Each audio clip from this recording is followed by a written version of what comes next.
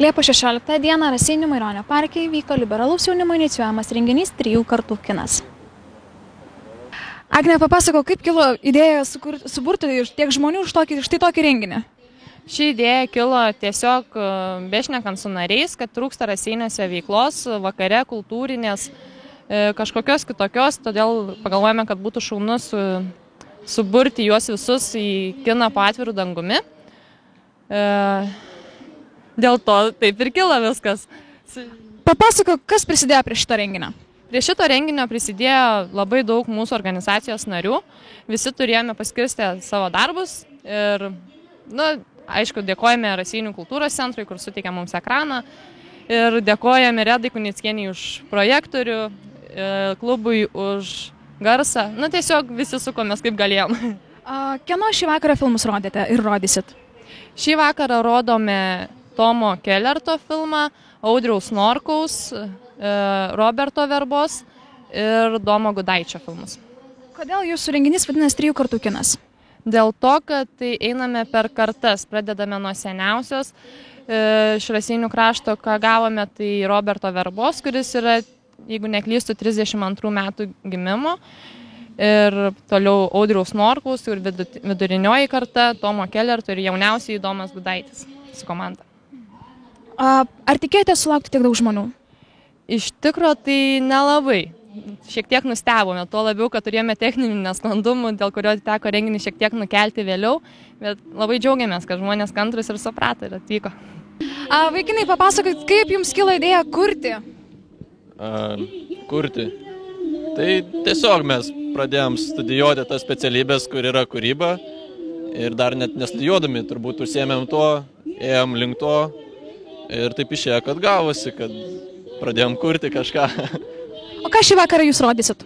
Šį vakarą parodysime mūsų trumpą filmuką, kurį filmavom 3 naktis ir dar, kur vis dar filmuojam, trumpas tokias gyvenimo istorijos, kurios nutinka turbūt visiems žmonėms ir jos bus juokingos. Ar buvo sunkus kūrybinis procesas? Šį kartą sakyčiau, gal buvo sunku fiziškai, bet man tai, pavyzdžiui, buvo šį kartą filmuojant, tai buvo didžiausias malonumas ir, turbūt lengviausiai, buvo toks didžiausias polikis, kokį kol kas turėjau, sakyčiau, kažką filmuojant, su kažkom dirbant. O čia tas polikis atsiradė dėl to, kad jūs specialiai šitam renginį kūrėt, ar šiaip į priekį kažką planavot? Tai buvo toksai, ne visai, šitam renginiui tai gavosi tiesiog eigoje viskas, bet iš pat pradžių atėjo įkvėpimas, tiesiog važinėjom dviračiais ir pamatėm, kad viduryje nakties važiavom dviračiais ir pamatėm, kad mes tikėjomės sutikti kažkokį žmogų, galbūt panašų į mus, kuris tiesiog išėjo naktį į Raseinius, tiesiog ieškot kažko, tokių žmonių. Ir taip gavos, kad mes nieko neradom ir pagalvojom, o jeigu čia nais dabar su skeitu pravažiuot, pavyzdžiui, suriedlinti drąsne. Ir iš to įsivystė tokia istorija ir kitą dieną, mes iš karto dar su tokiu didžiuliu įkvėpimu ir kitą dieną mes berods jau gal ir filmavom. Jo, tai tiesiog. O turite iš anksčiau kažkokių darbų, ar į ateitį planuojat? Į ateitį planuojam dar per vasarą nufilmuoti čia tokį dar mūsų filmuką. Planuojam ilgai, bet nežinau kaip gausis. O šiaip dar šiandien čia rodysim Lietuvos teatro ir muzikos akademijos filmukus. O šiaip tai toliau kažką kursim, darysim, bandysim. Kaip vertinat štai tokią iniciatyvą Raseinių mieste? Ar jinai reikalinga? Taip. Mes nusprendėm, kad šiaip labai smagu, ne tik gal patį filmą pažiūrėti, bet tiesiog susirinkti taip pat, kad mieste tokia. Kaip dažnai tokių norėtumėt renginių? Labai dažnai, nes iš tikrųjų labai smagu. Porą kartų į mėnesį gal. Ar nežinau, per dažnai? Gerai, kartą į mėnesį. Kartą į mėnesį per vasarą, pavyzdžiui. Manot, jaunimą domina štai tokio pobūdžio filmai ir taip pat jų namų gamybos filmukai? Domina, mane domina. Ir ką tu galėtum iš tų filmukų pasimokyti, ar neįkvėpė tavęs paties kurti? Mane įkvėpė žiūrėti. Gal kažkokių turit pastebėjimų šitam renginiui? Kol kas, ne. Nežinau. Kol kas viskas Kol kas mėgaujamės. Papasakok, Tomai, apie savo trumpametražį filmuką. Ar ilgai jį kūrei? Pas mus kolegijai buvo projektas apie savo gimtojo miesto kino teatrą. Tai kadangi Raseiniuose nebuvo išlikę nei vieno kino teatro, tai kūriau apie visus 4, kurie buvo.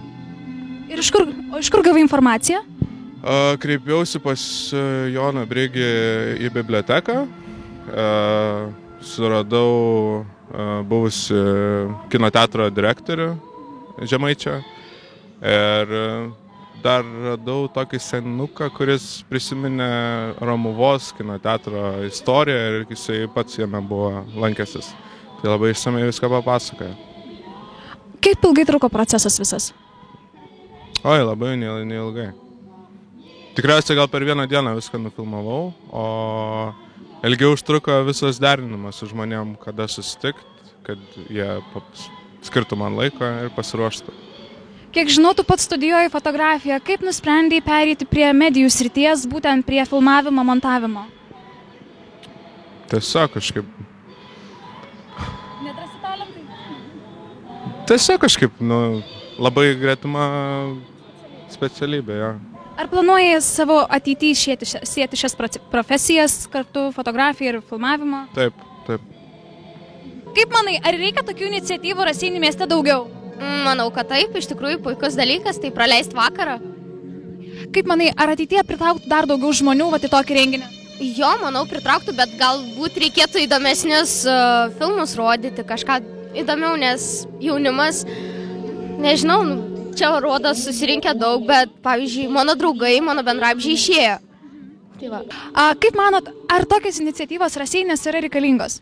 Tai žinoma, kadangi retai tokie renginiai vyksta, tai labai malonu netgi ateit pasižiūrėti į filmus, ta prasme, kažkas naujo iš tikrųjų, nes nesu matęs, kad kažkas taip vyktų panašaus, tai įdomu labai. O ką draugė mano?